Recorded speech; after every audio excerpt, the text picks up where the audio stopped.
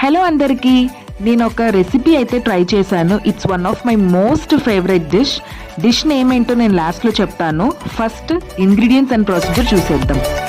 Oil, water, baking soda, saunf, upma రవ్వ, గోధుమ పిండి, పౌడర్డ్ షుగర్. ఎస్, ప్రాసెస్ ఏంటో చూసేద్దామా.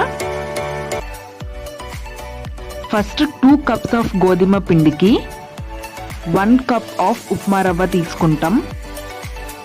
టేస్ట్కి తగినట్టు పౌడర్డ్ షుగర్, మేమైతే ఇక్కడ 1/2 కప్ కంటే కొంచెం ఎక్కువ తీసుకున్నాము అంతే.